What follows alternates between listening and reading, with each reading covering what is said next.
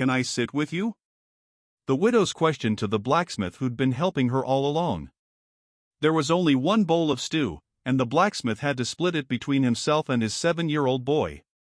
Every time he raised the spoon, though, he gave the fuller portion to the child.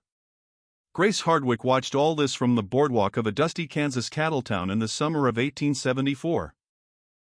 The sun beat down like a hammer on the plains, and she stood there in a rich blue morning dress that marked her as a stranger among the rough storefronts. She had money enough to buy most of the town outright, yet none of it had ever filled the hollow place inside her. In that moment she would have traded every last dollar for the simple tenderness she was watching unfold at that poor man's table. The blacksmith, Ethan Cole, wore a work shirt gone pale with wear and a vest stained dark from years standing over the forge. His hands were broad, scarred, permanently marked with soot that no amount of scrubbing could fully lift. Beside him sat Sam, a quiet boy in patched sleeves with eyes that looked older than his years. Between them sat a single bowl. Ethan took the smallest, most careful spoonful for himself, barely enough to taste, and gave his son the rest, keeping him warm. That small gesture stopped Grace cold. It called back memories of her own father, of years before money and social standing had reshaped her entire life, before she'd come to live in grand rooms that never once felt like home.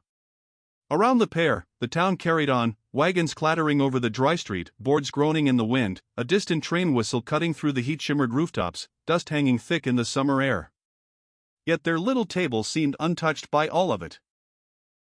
Grace stepped closer, her silk skirts brushing against the rough planks of the boardwalk. Ethan tore the soft center from a heel of bread and set it beside his son's bowl, keeping the tough crust for himself. That was when Sam noticed her, his eyes traveling from her fine dress to the empty chair at their table. Ethan finally looked up too. There was no greed in his gray eyes, no expectation at all, just the look of a man regarding another weary traveler in need of shade.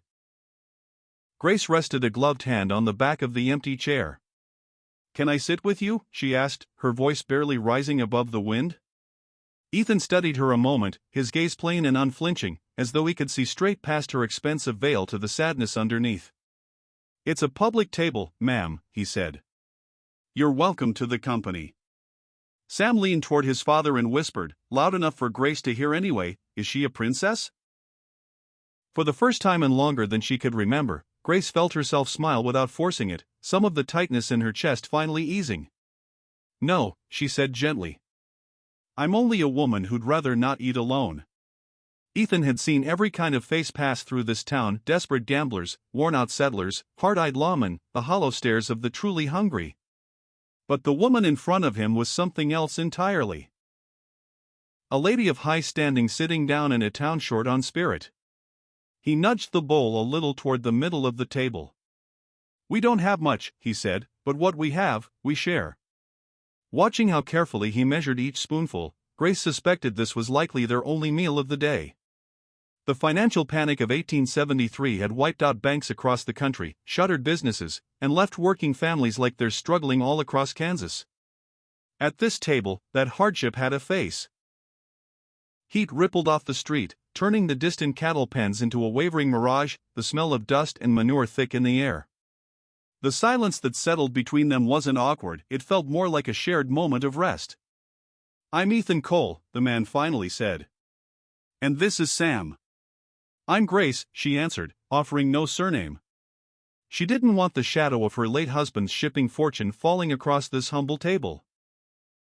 Ethan watched his son eat, the boy meticulous about not dropping a single crumb of the precious bread, his small hands already rough with calluses from helping at the forge. "This town's seen plenty of men chasing easy money," Ethan went on. "Not many stop to notice what it costs them."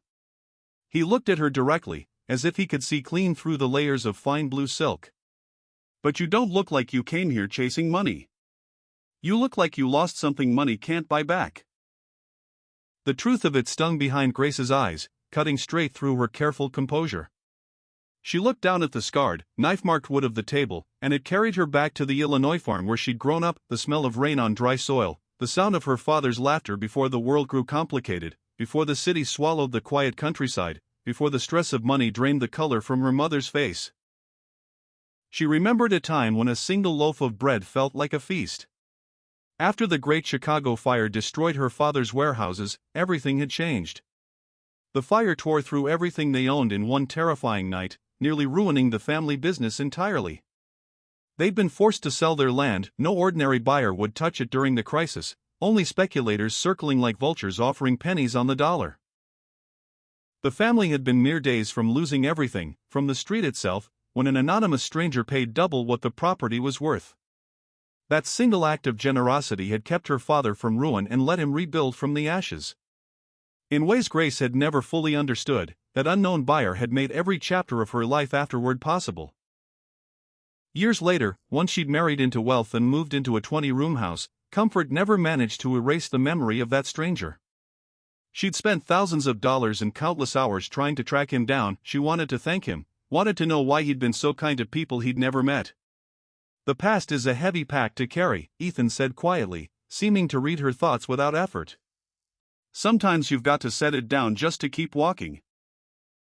Sam reached into his pocket and pulled out a small hand-carved wooden horse, worn smooth by years of handling, and sent it galloping across the table toward Grace's hand. "He likes you," Ethan said, the hint of a smile touching his eyes. "And that boy's a better judge of character than any lawman I know." Then a shadow fell across the table. A man in an expensive, sharply cut suit stepped onto the porch. "Mr. Whitfield." Grace recognized him from the cutthroat business circles back home, a man who grew richer while everyone around him grew thin, reeking of imported tobacco and cologne, carrying himself like a man who believed money excused everything. "Mrs. Hardwick!" Whitfield exclaimed, his voice dripping with false concern. "What on earth are you doing at this sordid little arrangement?" He looked at Ethan with open disgust, eyeing the bowl of stew like it might poison him. Grace's spine turned to steel. She felt the full weight of her family's history rise up behind her. "I'm having a meaningful conversation, Mr. Whitfield," she said coldly. "A concept I'm quite certain is foreign to your nature." Whitfield sneered down his nose at Ethan, adjusting his silk tie with a manicured hand. "You there, blacksmith," he barked. "She could buy your miserable little life and forget she owned it by dinner time." Ethan didn't flinch, didn't even rise to meet the man's gaze. He simply kept his hand near his son's shoulder. "I know she's a woman who asked for a seat at my table," he said. "In my world, that's all I need to know about a person." Whitfield let out a sharp, ugly laugh that echoed off the dry wooden storefronts. "She's a benefactress, you fool. She throws crumbs to the poor to soothe her own conscience."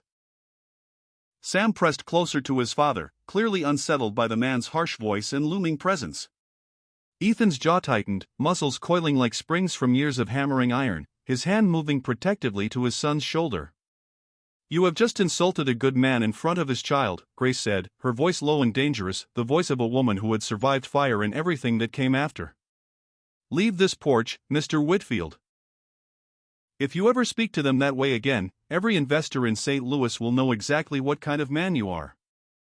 I'll see to it your credit dries up faster than this Kansas dust." Whitfield's smile faltered. He knew exactly how much power Grace held in the boardrooms back east. He tipped his hat stiffly and walked off, boot heels clicking against the boardwalk, but the damage to the moment was already done. The fragile peace at the table had shattered. The heat felt sharper now, the dust more invasive. Ethan looked down at his rough, stained hands. "Men like Whitfield will use you to wound anyone standing beside you," he said quietly. "I can stand his contempt. I won't let Sam grow up thinking he deserves it." He rose slowly, the weight of the world seeming to settle back onto his shoulders. "Thank you for treating my boy with kindness," he told Grace. "He won't forget it." He took Sam's hand and led him away, leaving Grace standing alone, the Kansas sun burning against her silk-covered shoulders as she watched them vanish into the dusty crowd. A hollowness settled in her chest that no bank account could touch. She reached into her small embroidered bag for a handkerchief to wipe the dust from her eyes, and a folded, yellowed receipt, one she'd carried with her for years, ever since it had helped save her father. Slipped free and fluttered to the ground before she caught it underfoot. She picked it up and studied the faded brown ink. At the bottom were two initials she'd traced 1,000 times, E.C. Beneath them, a small mark she'd never quite understood before, the tiny outline of a blacksmith's hammer. Grace's breath caught. Her heart hammered against her ribs. Ethan Cole, a blacksmith. The initials weren't proof exactly, but for the first time they felt like a real path toward the truth. It seemed impossible. The man she'd just shared a table with could barely afford one bowl of stew. How could a struggling blacksmith once have paid double to save her family's farm? Where had that fortune gone, and why was he living in such poverty now?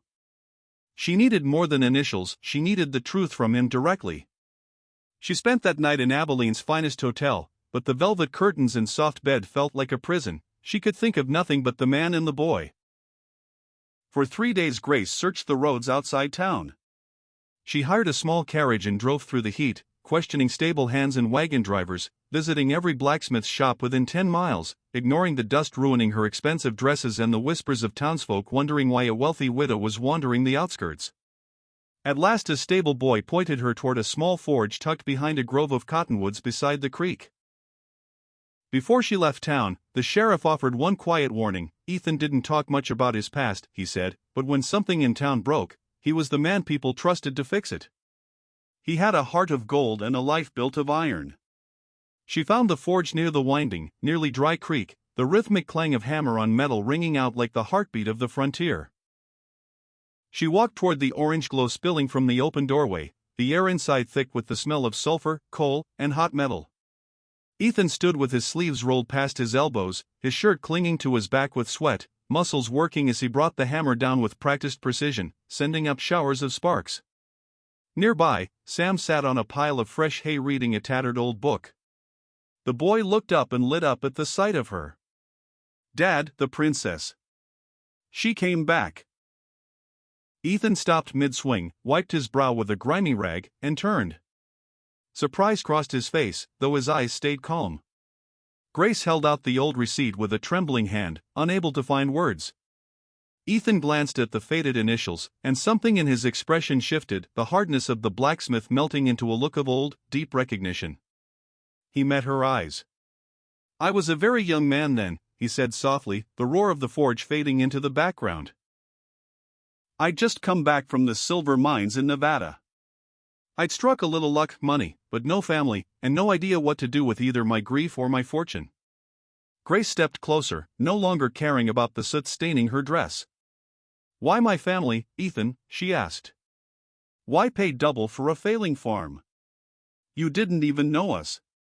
He took a shaky breath and set the hammer down on the anvil with a soft clink. "Your father probably never remembered me," he said, "but I never forgot him. Years before that, I was 10 years old and hungry on a Chicago street. My mother had passed, my father was gone. I tried to steal a loaf of bread from a corner shop. The baker caught me and called for the police." He lowered his eyes. "I thought my life was over before it even started. But your father was standing right there. He paid for the bread, then bought 3 more loaves and pressed a silver dollar into my hand." Grace covered her mouth with a gloved hand, her father's face rising in her mind, his voice echoing, "Don't let a hard world turn your heart to stone." Ethan glanced toward Sam, watching them with wide, curious eyes. "I built my whole life around those words. When I struck silver in the mines, I heard about the fire, heard the man who'd once helped me was about to lose everything. I couldn't let that happen. I didn't want him to know it was me. I just wanted to settle the debt." Grace looked around the modest, hard-working forge. "What happened to the rest of the money? You should be a wealthy man, Ethan." He rested both hands on the edge of the anvil. "Most of it went into land, tools, and helping a few families who had nowhere else to turn," he said. "I didn't need much." His eyes softened toward Sam. "Then my wife, Mary, took ill. She was the light of this shop. I spent what was left trying to save her. Brought in doctors from back east, bought every medicine they suggested." He paused, the memory clearly painful. "After she died, I put what savings I had left into a local bank, hoping to secure Sam's future. Then the panic of 1873 hit, and the bank vanished overnight. All that was left was my tools, this forge, and my son." Grace's voice softened. She felt a connection to this man that went far beyond gratitude. And you never once regretted helping my father? Even down to your last bowl of stew? Not once, Ethan said. Losing money hurts. Losing the man you chose to become hurts worse.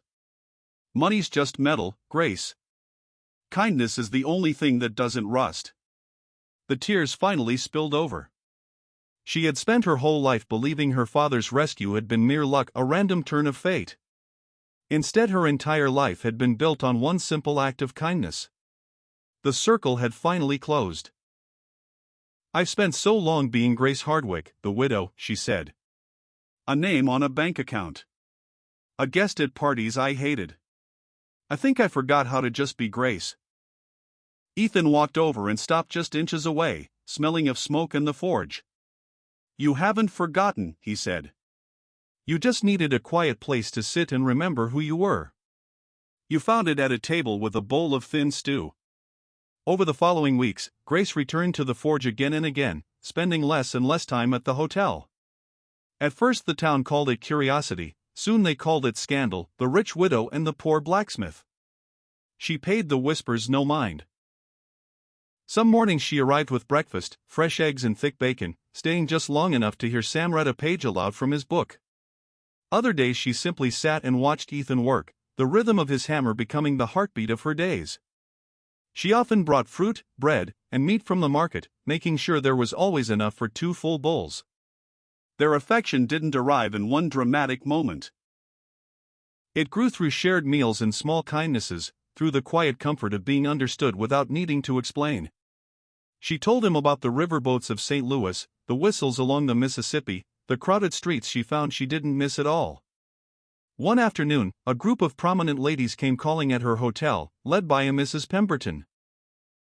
A woman who guarded social propriety far more fiercely than she guarded any real kindness, in a hat like a bird's nest and a permanent frown. Grace, darling, she said, fanning herself, the whole town is talking about your associations. You're seen at that filthy forge every single day. It's doing irreparable harm to your reputation. Think of your late husband's name. Grace regarded the women with something close to pity, seeing the judgment beneath their polite smiles, the boredom behind their eyes. My husband was a man of tremendous honor, she said, and if he were here today, he'd be standing right there at that forge working beside Ethan. Ethan Cole is a better man than any coward I've met in your parlors. He knows what it means to give when he has nothing left to give. If my reputation suffers for keeping company with a man of real character, then it was never a reputation worth having. She showed them the door and didn't look back. For the first time, Grace understood what her wealth was actually meant to do. It wasn't for silk dresses or fine hotel suites, it was for building something that would last. Perhaps this was the blessing she'd been too lonely, for too long, to notice. But frontier life was never easy, and the wind could turn in an instant. Near the end of that summer, sickness swept through several homes along the creek, a heavy, lung-clogging fever. Sam woke one morning flushed and weak, exhausted just from sitting upright. Ethan was frantic, he could fight a fire or bend iron, but his strength meant nothing against an enemy he couldn't see. The town doctor had more patients than beds and almost no medicine left, the apothecary shelves were bare. Grace didn't hesitate for a second. She used her wealth like a shield, sent an urgent telegram to a physician in Junction City, paid the railroad to put him on the earliest westbound train, moved Sam into the coolest room of her hotel suite, hired an experienced local nurse, and bought every block of ice the town had to keep his fever down. For 3 long days Grace and Ethan slept only in snatches, taking turns holding Sam's small, burning hand. Ethan sat in the plush hotel chairs looking entirely out of place, his soot-stained clothes stark against the white linens. He paid no mind to the stares of the hotel staff, he only cared about the rise and fall of his son's chest. I should have given him a better home, Ethan whispered one night, the room dim but for a single lamp, a room far from the heat, a bed nowhere near the forge. I failed him, Grace. She rested a hand on his broad shoulder. You gave him your unconditional love, Ethan. That's the only foundation that really matters.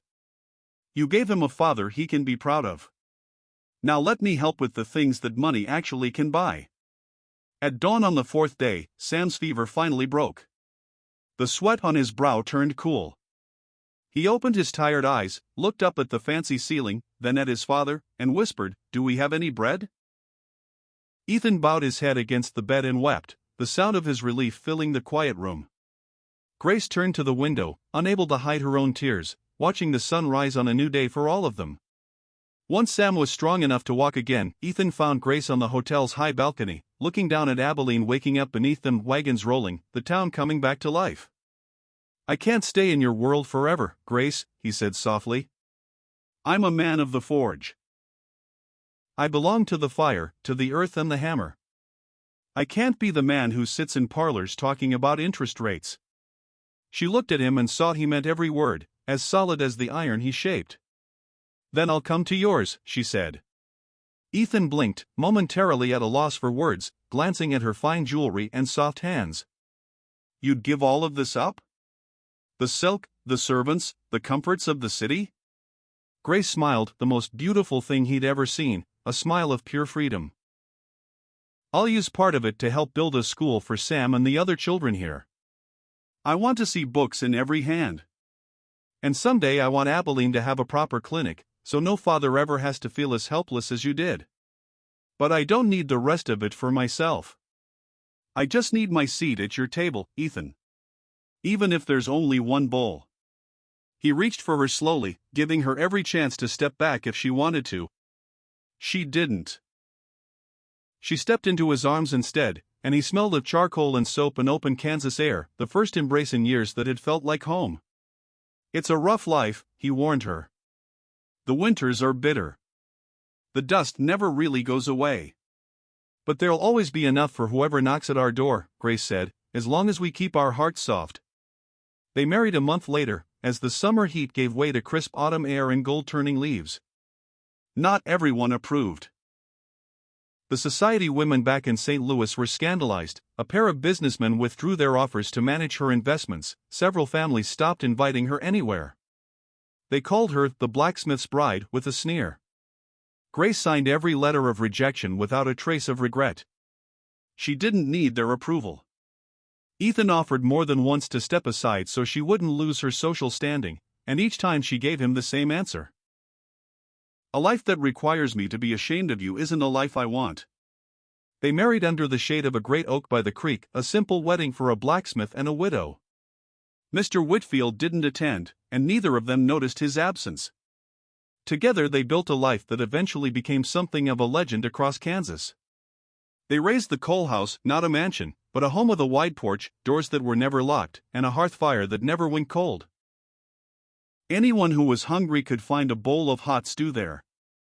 Anyone who was lost could find a hand reaching out.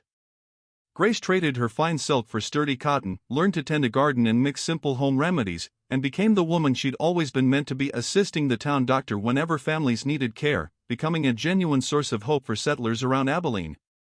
Ethan kept working the forge, his hammer ringing out every morning. He was no longer a man who ate in silence. He became a man who helped build a whole community.